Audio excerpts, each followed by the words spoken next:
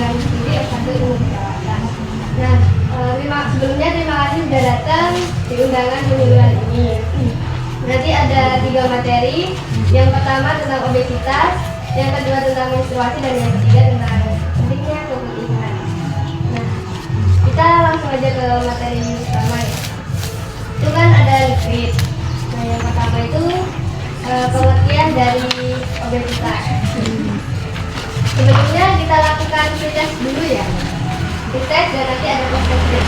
Pada konsepnya nanti ada juara 1, 2, sama 3. Nanti akan kita kasih reward.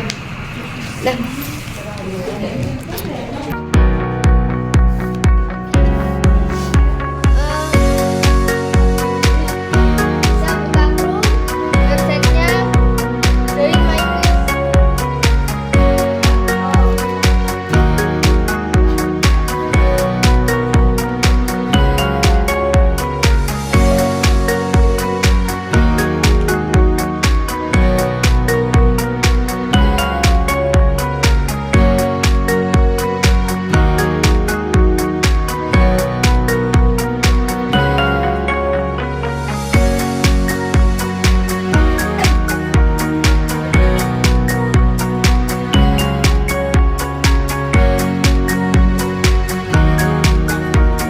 Bisa menyebabkan kita tuh ketagihan minum terus menerus. Kalau kebanyakan garam itu kita bisa resiko terkena hipertensi. Tahu hipertensi? Benar, hipertensi itu darah tinggi. Nah, kalau dua-duanya digabung, kita makan yang tinggi garam dan tinggi gula, itu bisa menyebabkan kita resiko terkena diabetes mellitus. Diabetes mellitus juga ginjal kita itu bekerja secara keras dan ekstra. Kemudian kita jadi kurang suka makan sayur. Jadi kebiasaan makan terlalu tinggi garam dan gula, jadi kita makan sayur rasanya kurang enak. Lalu tidak hanya itu, ada penyakit lain yang sangat umum, yaitu kolesterol tinggi. Jadi kolesterol itu tidak memandang usia. Jadi remaja-remaja seperti kita, teman-teman remaja kalian itu bisa beresiko terkena kolesterol tinggi karena makan yang tinggi gula dan garam ini. Nah, dampaknya apa selain itu? Kalau kita obesitas, dampak yang pertama itu pasti kita minder karena berat badan kita yang sangat di luar minimum. Jadi kita bisa menarik diri dari lingkungan sosial ini, terus tidak adanya rasa percaya diri, bahkan bisa jadi diejek atau dibully. Nah, fakta sekarang di Indonesia itu 65% remaja tidak sarapan, terus 93,6% kurang makan buah dan sayur, dan 75,7% sering makan makanan tinggi penyedap. Padahal kita itu kadang makan, kalau sambil lihat drakor sih makan nggak ukuran, mil aja itu bisa menyebabkan obesitas juga. Terus tidur itu, pola tidur juga berpengaruh. Jadi kurang tidur dari 7 jam itu bisa mempercepat tubuh kita dalam menaikkan hormon lapar dan menurunkan hormon turun. Nah, ini peran keluarga itu juga sangat penting. Jadi keluarga itu harus menyediakan makanan sehat. Contohnya dulu 4 sehat 5 sempurna. Itu. Kemudian mitos dan faktanya. Mitosnya minuman manis itu bukan makanan. Dan faktanya 1 gelas boba itu sama dengan 400 kalori. Jadi bisa langsung jadi lemak kalau kita tidak dibakar. Terus kan banyak ya orang-orang kalau awam kan bilang anak gemuk itu sehat. Nah, itu sebenarnya gemuk itu belum tentu sehat. Kita lihat dulu gemuknya itu kayak apa. Misal anaknya itu gemuk dan suka olahraga lah. Misal olahraga sederhana, main sepak bola. Nah, itu kita juga harus lihat dulu makannya dia itu seperti apa. Apakah tinggi gula dan garam atau sering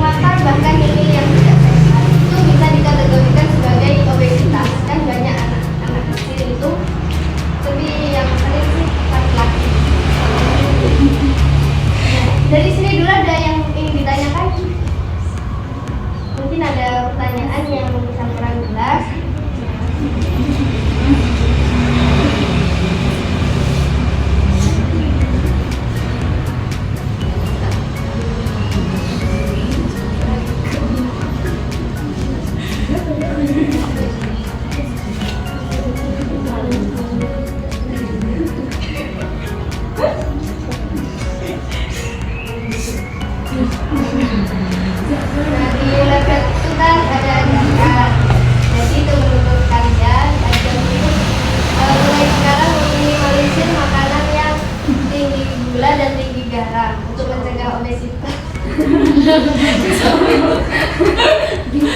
Sebenarnya makan tinggi gula dan garam itu nggak apa-apa, cuma kita mencegah aja resiko obesitas kan, karena kalau kita berat badannya apalagi cewek berat badannya aja kalau lebih dari yang kita ini kan pasti minder. Aku loh gemuk, jadi kita dibatasi aja. Terus kalau malam itu dikurangi dulunya, makan terus langsung tidur, itu bisa mempercepat kita dalam menambah berat badan. Tapi ya balik lagi sih saksi masing-masing juga. Jadi itu kan ada itu ada contoh makanan yang gula sama garam. Dan ada juga itu ada kue. Tuh, seperti tadi itu ada boba. Boleh makan sebelah. Kan sekarang homonya itu trennya itu makan sebelah kan. Sama dimsum. Itu boleh kita makan, cuman jangan berlebihan. Karena selain meningkatkan resiko obesitas, kita itu juga rentan kena penyakit lambung. Jadi makanan yang enggak sehat itu lambung sama ginjal kita itu bekerja secara keras. Yang awalnya bekerja itu santai dan sewajarnya itu keras banget. Jadi penghancuran makanan itu sulit banget. Kan biasanya ada anak-anak yang makan sebelah itu terus jatuh sakit itu karena banyak faktor juga, karena asam lambung banyak sih, karena nggak kuat sih sebenarnya lambungnya, karena ginjal kita sama lambung kita bekerja ekstra. Terus seperti itu makanan-makanan yang tinggi gula juga ya. Udah apa ada yang ingin ditanyakan? Kalau nggak ada kita langsung post test dari sini. Ada Kak. Kan di sini untuk solusi dan pencegahannya kan ini ya ada 4. Sebutkan namanya dulu. Mau di list dong Mbak pertanyaannya, minta tolong. Oke, apa? Ya. Perkenalkan saya Zulfa. Izin bertanya Kak. Ya. Di sini kan untuk solusi dan pencegahan itu kan ada 4. Terus setahu saya kan defisit kalori juga termasuk salah satu pencegahan pada obesitas kan. Nah kalau itu gimana? Maksudnya Apa yang dimaksud defisit kalori? ya, terus setiap orang itu kira-kira butuh kalori berapa gitu. Terus cara menghitungnya gimana? Ada lagi? Kita sambung dulu. Sudah Mbak? Sudah ada yang ingin bertanya lagi? Kita sambung dulu pertanyaannya.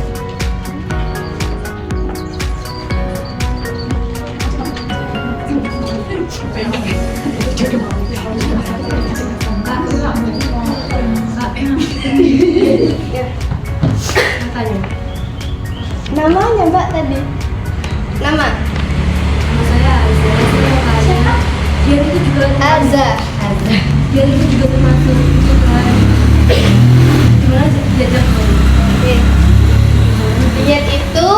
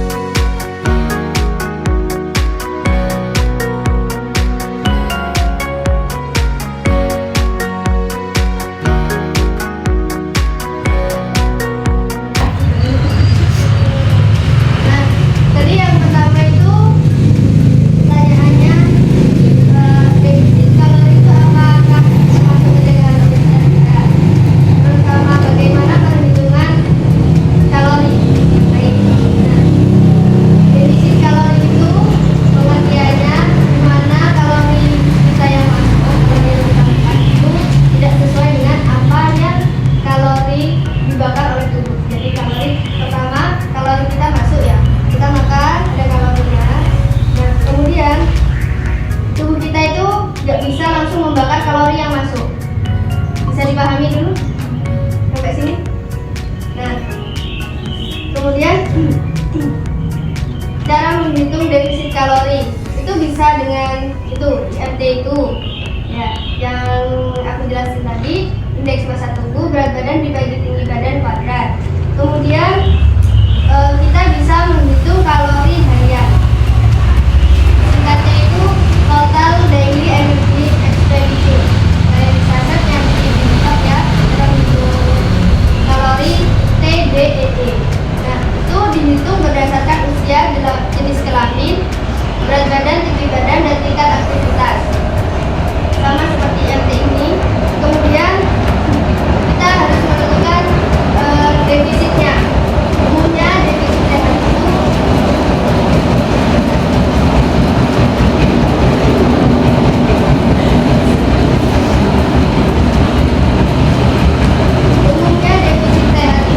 defisit itu artinya mengurangi.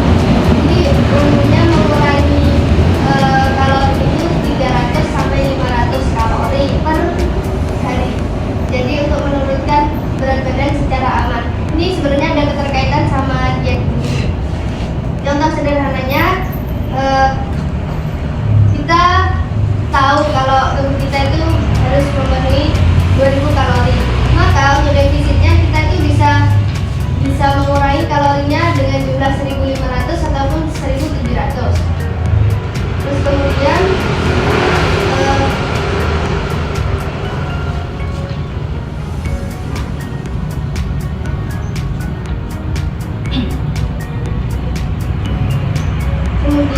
gimana cara menghitung itu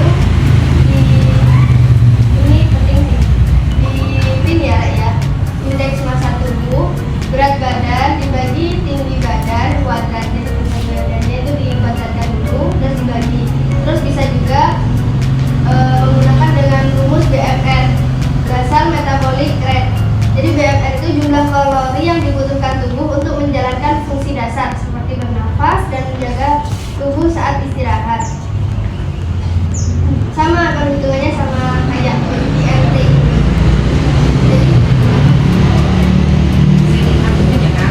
Jadi kalau itu BMR setiap orang itu beda ya? Beda.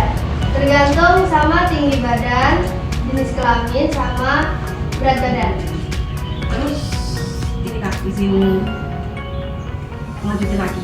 Tadi kan udah dikasih tahu, maksudnya cara ngitung apa namanya? IMT. Ya kalorinya gitu kan, BMR-nya itu tadi, BMR-nya. Nah terus kalau di snack itu kan biasanya ada kan, kalau kalorinya berapa gitu. Tapi kalau makanan biasa yang buat sendiri gitu, itu gimana? Hitungnya terusnya? Contohnya nasi. Ya kayak nasi, terus habis itu kalau ya makan yang kita makan gitu, nasi pecel gitu ya contohnya. Nah itu gimana? Ya, kan. Jadi kalori setiap orang kan beda-beda. Seperti apa tadi?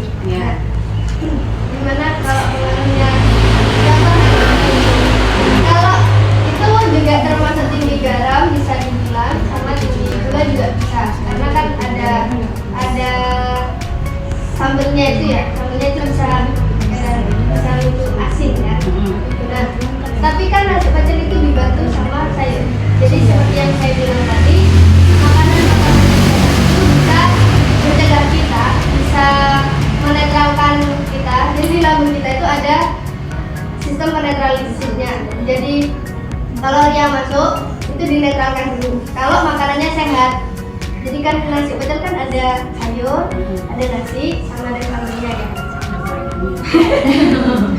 Nah, kalau gorengan itu sudah ada minyaknya, sudah asin, rasanya banyak tepungnya, itu kalorinya itu double. Ada tepung, ada gorengan, ada minyak, itu pasti kalorinya double. Pasti kalau cewek-cewek itu kayak gimana? Ini banyak kalorinya, itu pasti aku mau gitu kan. Jadi gak usah khawatir. Kalau kita makan itu nggak melebihi batasan. Contohnya sehari makan biasanya 3 kali. Udah 3 kali itu aja. Jadi jangan ditambah porsinya, jangan jangan dikurangin juga. Jadi nggak apa-apa sebenarnya kalau makanannya itu seimbang. Kalau kita gimana sih khawatir ya kalau kalorinya itu berlebih.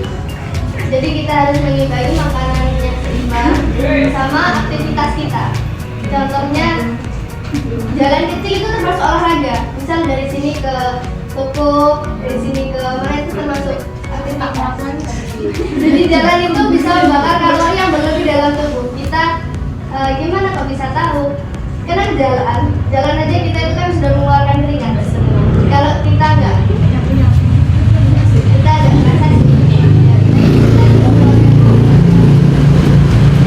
Ada enggak? Enggak apa-apa. Udah. Udah. Kita lanjut dengan pertanyaan kedua ya. Masuk pencegahan obesitas dan bagaimana diet yang baik untuk tubuh kita. Jawabannya ya, diet itu termasuk pencegahan obesitas. Nah, secara medisnya diet itu bukan kayak yang di TikTok diet ekstrim gitu enggak. Diet itu artinya mengurangi jumlah makanan yang kita makan. Ada keterkaitannya sama kalori yang masuk tadi. Jadi kita biasanya makan 3 kali sehari. Nah, itu kita mengurangi porsinya, tapi kita tetap memenuhi nutrisi dan cairan di dalam tubuh kita.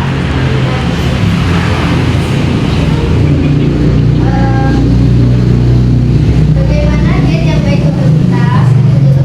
Itu kita harus mencukupi protein, vitamin, serat, terus yang paling penting itu mengatur cairan dalam tubuh kita.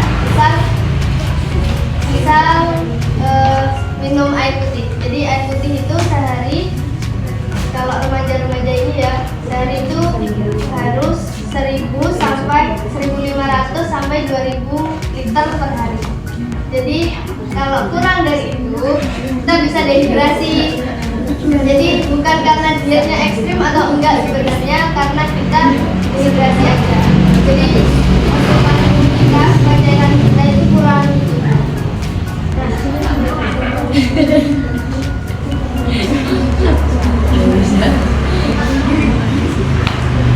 Jadi diet sama kalori itu ada kesinambungan, ada pertanyaan, ada pernyataan juga yang berkesinambungan. Jadi diet itu mengurangi jumlah kalori yang masuk. Dan bagaimana kalau kita tahu kalau kalori itu sehat atau enggak? Jadi kita harus makan makanan yang sehat. Kalau dulu 4 sehat 5 sempurna itu.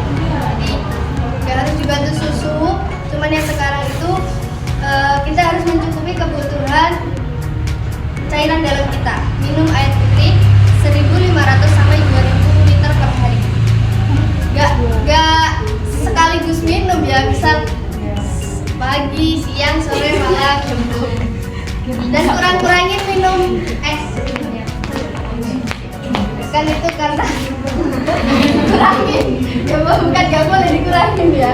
Jadi kan itu sudah ada pemanis buatannya, terus ada es batunya.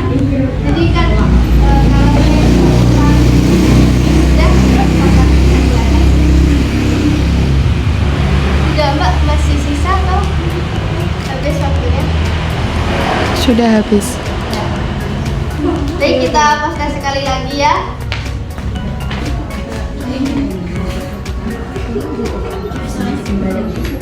Sudah kembalikan. Nanti 1, 2, 3 dapat reward. Reward itu hadiah.